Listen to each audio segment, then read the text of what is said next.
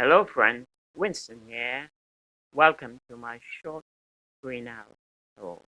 Shouldn't last more than 5-6 minutes. It will just show you some of the plants that I have in my greenhouse at the moment. It's still winter here.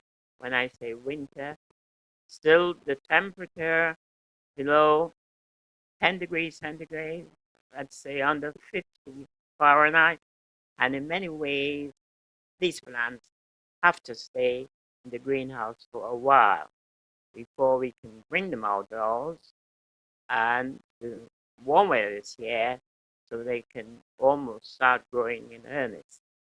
Most of these are young agave, as you can see from the video. They are bromeliad in there. Those little ones, would you believe, young saguaros. Generally speaking, at this stage, they hardly grow, but they look very nice. And I am getting them ready, that is, to repot them, that is, larger pots for some of them. And in some cases, even outdoors, in a little tub where I can put 1, 2, or even 3 or 4 in such a way that they can benefit from the extra root system. Sometimes, as you can see, we have aeonium, which make up quite a bit of my collection. That is, some of these aeoniums are the plants which I use very much to sell and on my eBay site, and in many ways, although they don't always feature in the plants I put online in my YouTube channel, they are very much a part of my collection. Of course, there are lots of aloes, lots of agaves. Those are some baby aeonium, and lots of opuntias or Cylindropuntia. That's bigelovii, a very tiny plant, and a plant that you must have a lot of care when handling. Can be quite dangerous, and you have to be careful how you handle it. That's Aloe Bella Tula. There's a little spry here. Those who like the bromeliad. I have quite a few. And the nice thing about these kinds of bromeliads is that they can stand very cold weather. And even if you take them out of the greenhouse, you can always put them on the side of the house, protected, but at the same time, allowing the temperature to get to them, but without doing any kind of damage.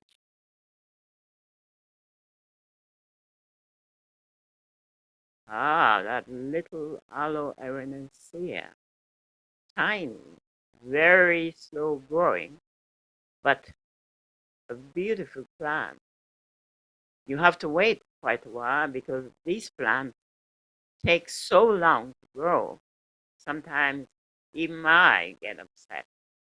Get on with it. Keep growing. Lophophora. Yes, quite a few. You've seen 2 or 3 of these. I have quite a lot more. And these plants are very, very attractive.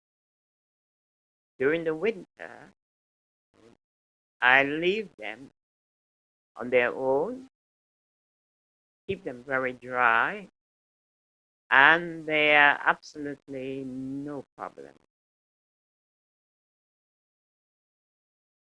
another one of our famous aloe, which is famous for actually combining with other aloes to make hybrids.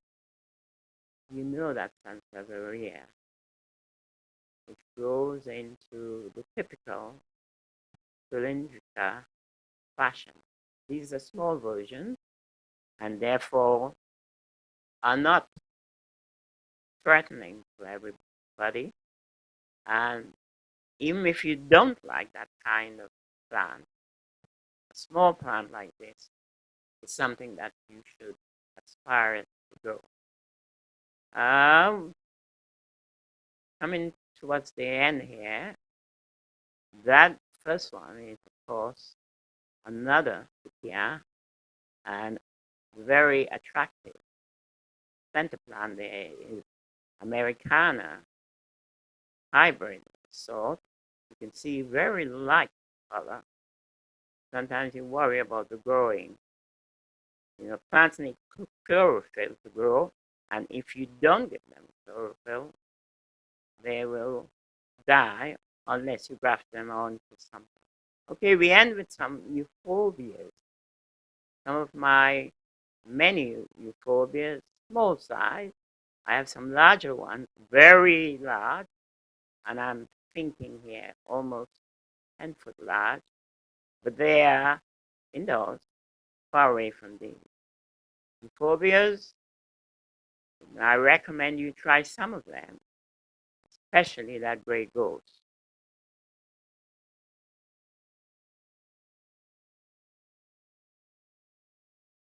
Some of the others have been cut back and therefore are growing. Okay, we end with this folly, which is the sunny kind of euphorbia. You see, once the sun gets it, it changes color and it is very attractive. Okay, thanks for watching. Any questions? Send me an email. I'm Winston in London. Glad to take you around. Thank you.